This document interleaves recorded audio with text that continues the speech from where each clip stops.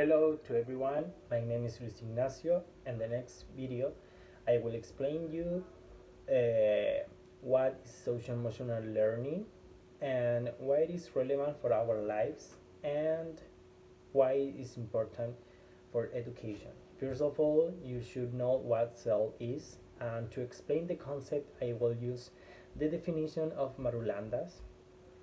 She states that CEL is a conception framework for a school and academic improvement that addresses social and emotional skills essentials for all students and academics, but it could be useful for all the society too. Self is relevant due to its design to create attitudes and behaviors that promote healthy social relationships, personal well-being, and academic achievement. In other words, it involves all the academic spheres, but it also are including the social spheres of our lives. Our current context is a little bit complicated because in one part, and considering my experience working as a preserving teacher with teenagers in my lab 1, I can reinforce what Feldman states in their book Psychological Development Through the Life in respect to adolescent period, when he described this period of development as the crucial and the critical period of our life, because during this period of time our mental functions are determinant in order to understand ourselves and the other people. So students in this case are feeling a lot of new emotions, and they need to be supported by an adult that can understand the position. And the second part, university students are feeling a lot of pressure because if we regard our social reality, superior education is a luxury than a right. So students that have studied with a kind of education grant have the pressure of may lose the benefit or lose the opportunity of being professional. So it is very relevant. In the case of pedagogy in English in Alberto Tari University, our programs are articulated in a way that if we fail a class, all the other classes will be blocked for the next semester. So practically we lose all complete semester. And I think that here is when anxiety takes place and our mental health could be affected. In the third part, the teachers and academics are feeling very similar pressure than university students, but we should add the issues of an independent adult with duties and responsibilities, plus to educate the next generation and the improvement of the social well-being. But the educational conditions are so far of being the perfect to do it. Marulanda states that dissatisfaction and the working conditions include poor students' behavior, lack of students' participation and motivation, lack of continuity in instruction, little parental support, and finally, lack of administrative support. But the main question is why CEL is not a priority in education. The Collaborative Academic Social Emotional Learning, CASEL, is a not-for-profit organization whose mission is to establish self as an essential part of education. Self is based in rigorous, and the relationships affects how we are learning. So the relation between our mental state and how we are learning are very close. Another author states that CEL is not a priority in elementary and high school because first, students should prove that their academic merit. So the marks are very important that the students' mental health. And in addition, low income in schools make that CEL is considering and add on than a right. On one part of teacher, they are unprotected and without psychological support, so it's a little impossible that their mental state may be relevant even though they are working with children.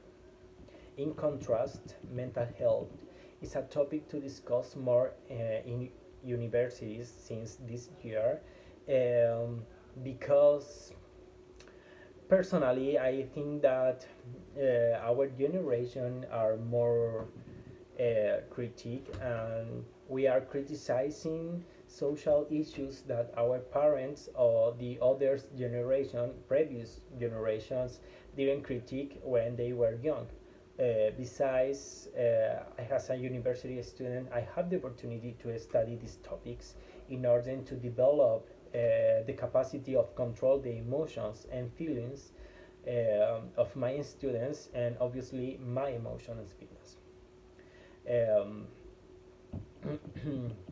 but regarding my experience as a student and as a preserved teacher and mid-time worker, I consider that there is a lack of learning around mirror neurons that provide us the capacity to feel empathy.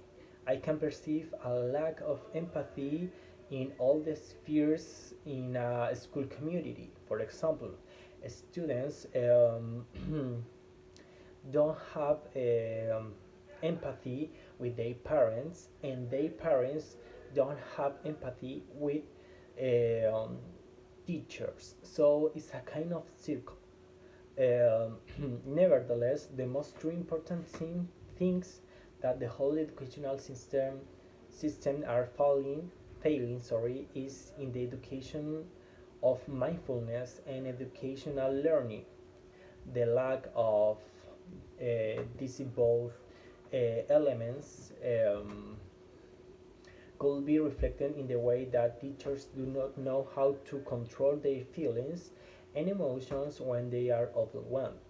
Similarly, mindfulness should be a tool for keep our emotions in balance, but it is not happening actually. The lack of these elements are affecting in the mental state of all the community. In the case of teacher, they should know how to deal with their emotion because they are working with children, and how they interact with children is a key element in the self-confidence of students. In addition, there are a lack of self-awareness that involve how how we recognize our emotions and social awareness, and that is reflected in the recognition and the respect of the others, and the self management that impulse the control of our motivation, our discipline, and our organizational skills. And finally, the relationship skills for communicate what we are feeling, because it's very important to express what we are feeling. In the case of adolescents, they are very close to preserving teacher for the range of age, so we could be useful for they to express what they are feeling. My proposal is related to my life experience in the hand that social and emotional learning skill need to be reinforced in the school, in home, and the whole community to raise the benefits of socio-emotional learning. For educators, if educational policies implement mindfulness and emotional learning, teachers could help children to develop healthy behaviors by promoting social and emotional competence to prevent them from engaging in unhealthy behaviors. And finally, for training teacher, I propose the learning of mindfulness and educational learning for their own mental cares and the care of children, obviously. And my final reflection is related that if I would study self and mindfulness at the beginning of the career, I will know how to deal with my anxiety during the first year of career, because anxiety are present in all the moment of our life, but in this case it was um, harder than the other period of my life.